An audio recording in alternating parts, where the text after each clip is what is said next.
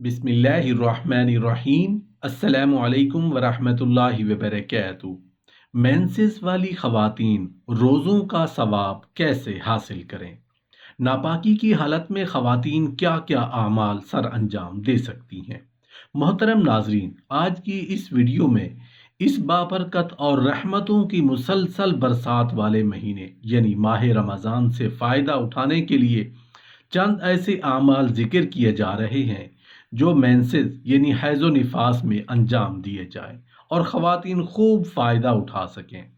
Number 1, इस मुबारक महीने में मेंसेस या माहवारी या हैज़ो निफास वाली ख़वातीन, क्योंकि उनको नमाज और रोज़े की अल्लाह की तरफ से छूट दी गई है, इसलिए इस मजबूरी और कमज़ोरी को पसे पुश डाल कर माह रमज़ान की बरकतों और रहमतों को समेटने के लिए अपने माल से गुरबा और मसाकीन को सदका दे सकती हैं।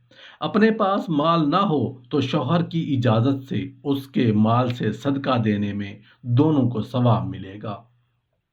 नंबर 2, हर वक्त बावुज़ू सर और सीना ढांप कर रखना वैसे तो ख़वातीन पर लाजिम है कि अपने जिस्म को ढांप कर रखें, लेकिन इस माह मुक़द्दस यानी माह रमज़ान में मज़ीद बरकतें समेटने और खूब सवाब कमाने के लिए हैज़ो निफास वाली ख़वातीन हर वक्त बावुज़ू रहें और वज़ू में मिसवाक करें। मिसवाक करने का सबसे बड़ा फ़ायदा ये होगा कि मरते वक्त इंशाअल्लाह कलमा नसीब होगा।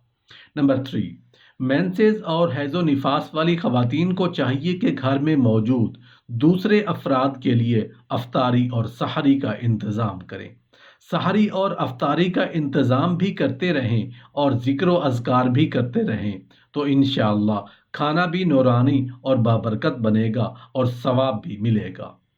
नंबर 4, मेंसेस वाली ख़वातीन को चाहिए कि रमज़ानुल मुबारक की रूहानियत व बरक़ात के हसूल के लिए दुआएं मांगे, क्योंकि रमज़ानुल मुबारक दुआओं की कबूलियत का महीना है। मसनून अल्फाज पर मुश्तमिल दुआओं में तासीर भी ज़्यादा होती है और कबूलियत का इम्कान भी ज़्यादा होता है।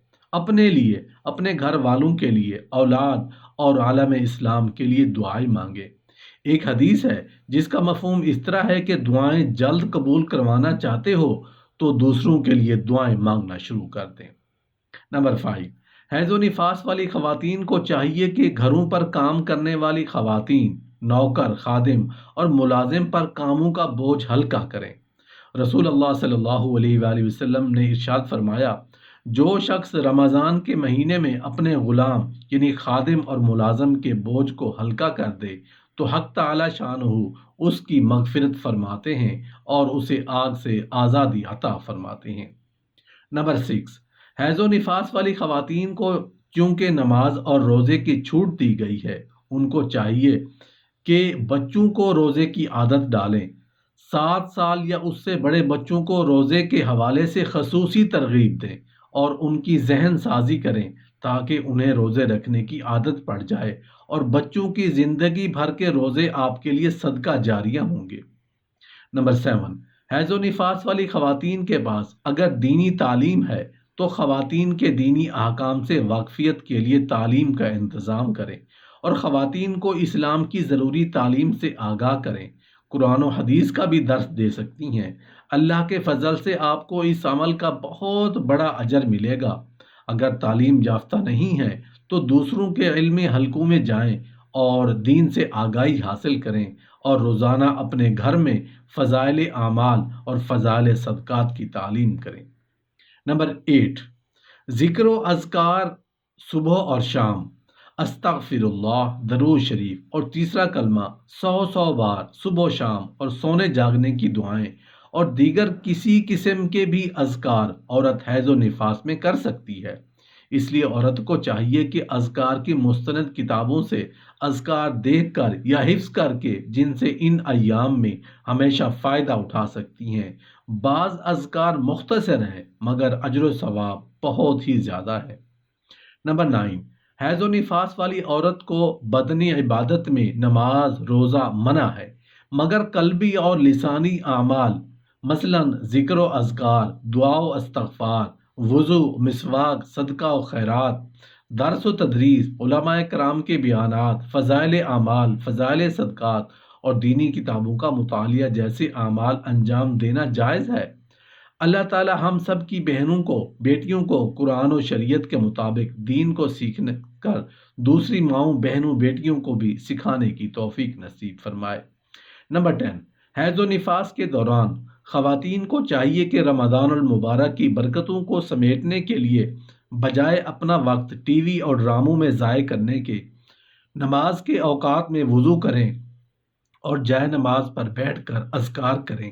یہ عادت آپ کے بچوں میں بھی منتقل ہوگی، خاص طور پر بچیوں میں، وہ آپ کے لیے صدقہ جاریہ بن جائیں گی۔ جب تم روزہ رکھو تو اپنے اہل و عیال کے ساتھ افطاری کرو، اس لیے کہ جو اپنے اہل و عیال کے ساتھ افطاری کرتا ہے اسے ہر ایک لقمہ کے بدلے ایک ایک غلام آزاد کرنے کا ثواب عطا کیا جاتا ہے۔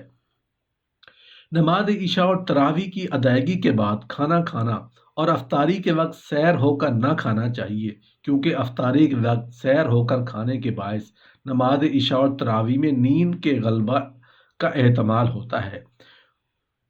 طبیعت میں سستی اور کاہلی واقع ہو جاتی ہے، جس کے باعث نماز میں قیام اور تراویح کے رہ جانے کا خطرہ ہے۔ روزے دار جتنی مقدار میں کھانا کھاتا ہے اسے اتنی ہی مقدار میں صدقہ بھی کر دینا چاہیے، تاکہ روزے اور صدقے کا بیک وقت ثواب حاصل کرے۔ سحری کے وقت کھانا ضرور کھانا چاہیے۔ حدیث شریف میں ہے کہ سحری کھایا کرو، کیونکہ سحری کا کھانا کھانے میں ہر لقمہ کے بدلے 60 سال کی عبادت کا ثواب عطا کیا جاتا ہے۔ افطاری میں جلدی اور سحری میں قدر دیر کرنی مناسب ہے۔ حدیث شریف میں ہے کہ 3 چیزیں رسولوں کی سنتیں ہیں: روزہ جلد افطار کرنا، سحری دیر سے کھانا، نماز میں بوقت قیام دایاں ہاتھ بائیں ہاتھ پر رکھنا۔ روزہ ایسی عبادت ہے جو حضرت آدم علیہ السلام سے لے کر خاتم الانبیاء حبیب کبریا علیہ التحیہ الثناء کے زمانے تک فرض رہی۔ چنانچہ ارشاد باری تعالیٰ ہے: اے ایمان والو، تم پر روزے فرض کیے گئے جیسے پہلے لوگوں پر فرض تھے، تاکہ تم متقی بن جاؤ۔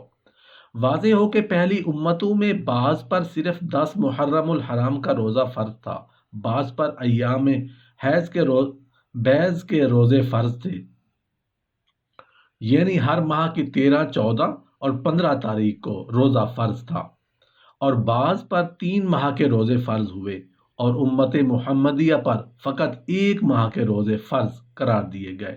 اس کی وجہ یہ ہے کہ شاید تم اتنے سے روزے رکھ کر متقین میں شمار ہونے لگو۔